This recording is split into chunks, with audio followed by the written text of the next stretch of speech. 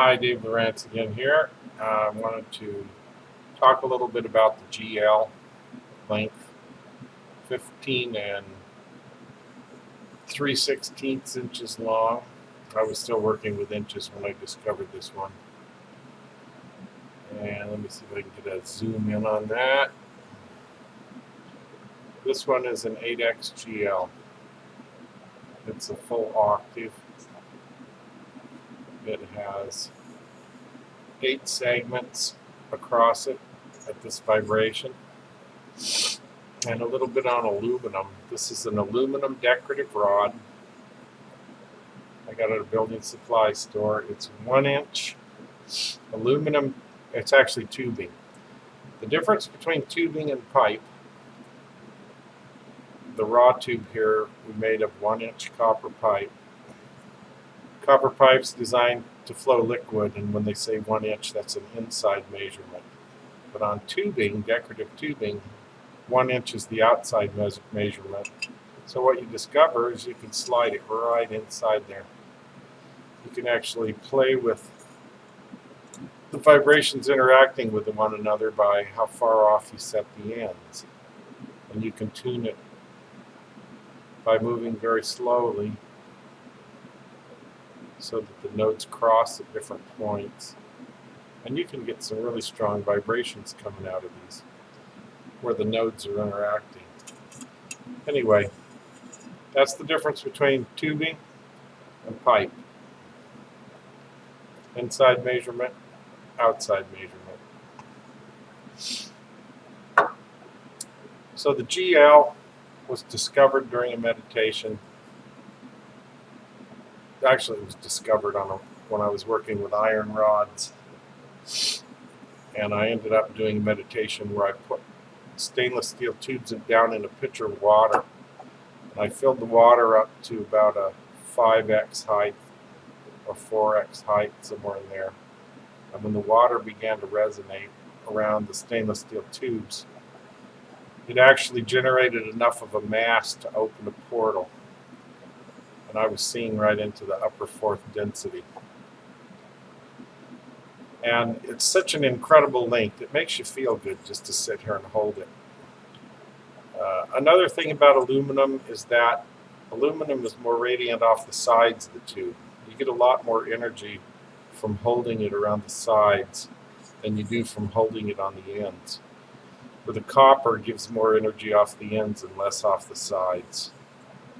So the advantage of aluminum tubing, although aluminum is not something you want to take internal to your body, it makes very good vibration rods because it's radiant along the sides.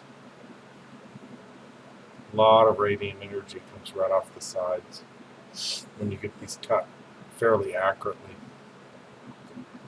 And GL tube is probably one of the most positive energies that you can feel.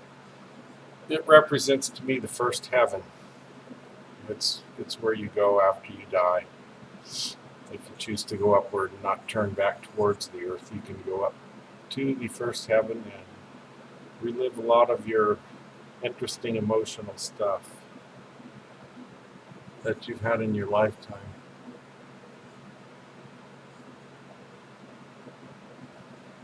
GL tube is very balanced and very harmonious. And you can feel the segments a lot easier. Another good way to feel the segments is to feel the tip of the tube and then slide, because you can get the energy off the end, and then slide a finger down to find the point where it matches. Right there, it flares up. That's one segment. You can feel those nodes pop up, and it just vibrates up your whole head when you do that. GL always makes me laugh when I feel that energy coming in, hitting my pineal gland, central area of your brain, where you're most sensitive to vibration. And you can close your eyes to help tune into it at first to get the feel of it. But if you start with a nice rod like the GL, you'll really enjoy it when you feel it. Now, Bernie was making some coils out of the GL. I've got some of them here.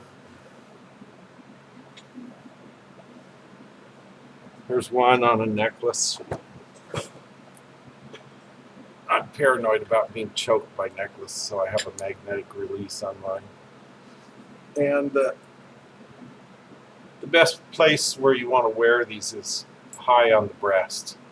You actually have a chakra halfway between the throat and the heart centers, and that's your center sun, and it's right over the upper side of the breastbone.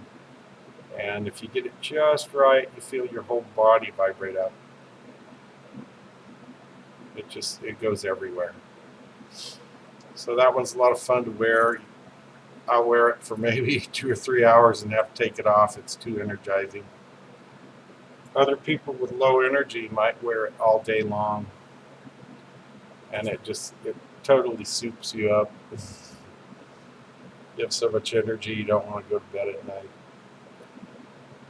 Yeah, anyway, the GL is a lot of fun. It's an excellent one to start out with. And I actually made this tube a long time ago. I did a lot of measuring work on it for accuracy. I came up with 15 and 3/16 inches. And that appears to be where this one's cut. Fairly accurate. 15 and 3/16.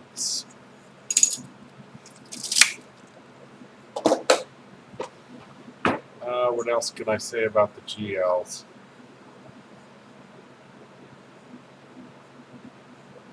That's about it, I think. The aluminum cut's a little different than the copper. It's a little more brittle.